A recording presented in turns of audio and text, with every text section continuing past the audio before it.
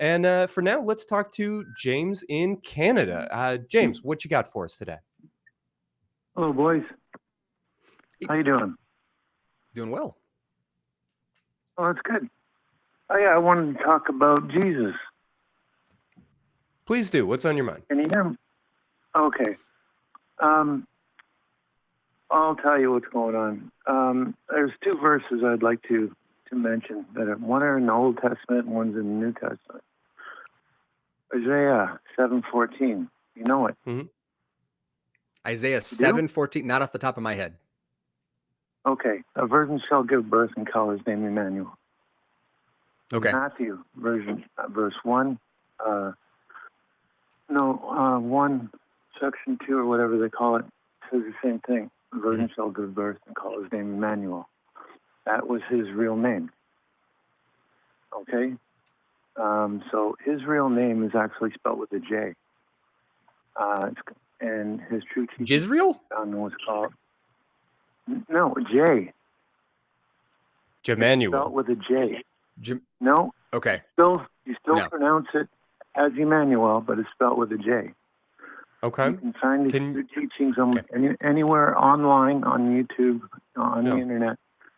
So, James, I'm not looking to rush you or fast forward, but I would like to have a sense of where we're going and why. Okay, because his true teachings are in the Talmud of Emmanuel. What happened to Jesus, basically, the reason why he wasn't in his tomb was because he was rescued from his tomb.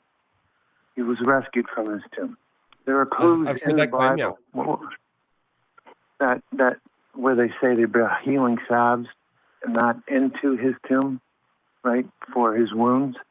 Okay, that's what that was for. And there were healers who were waiting for him after he was actually nailed to a dead tree in the shape of a Y, where he fainted.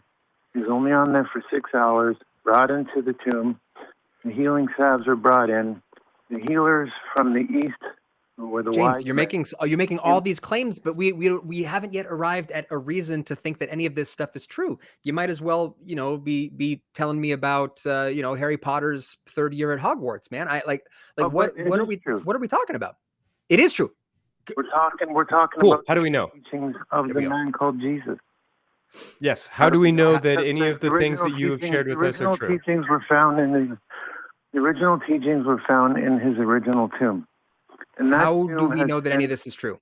Please don't just tell us more things. Tell us why any of the things you've already told us are true. Because it makes more sense than anything else that's in the Bible. I hear you. We just went round and round on that earlier today, and I don't know. The Bible is made up of hearsay and old text. The Bible makes no sense. I'm on board with that. Why is the Book of Emmanuel not that way?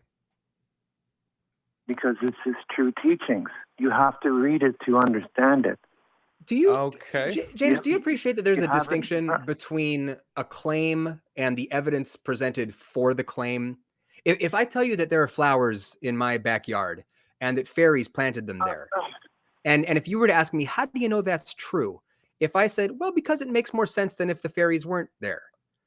Have I gotten you any closer to a reason for believing in the fairies? I don't go by that logic. You just fucking did go by that logic. Yeah, it's exactly what you just did. That's not, I don't listen to that. I know it's true because there is a prophet of the New Age. I'll give you his initials. It's BEAM. That's all I'll say. And I don't need a prophet of any age. Christy. James, I think we're gonna leave it here. I want to point out to you that we keep talking to folks today, and that you can compare this to some of our other conversations. Why should we believe that this book is the correct book? We have already said that because of like the amount of tradition or how long it's been around doesn't make it make sense. The fact that you might feel some particular emotion when you read it doesn't make it make sense. And the mere fact that you are sort of cobbling together a narrative to describe all these disparate facts of, semi accuracy doesn't make any of this make sense. I really appreciate you giving us a try, and I hope that you have a great weekend. Yep. He didn't kill him. And the name Jesus Christ comes actually from a death cult from Greece. Oh, okay. And we're just stacking more. I wanted to give you a moment, but we appreciate you. Take good care, friend.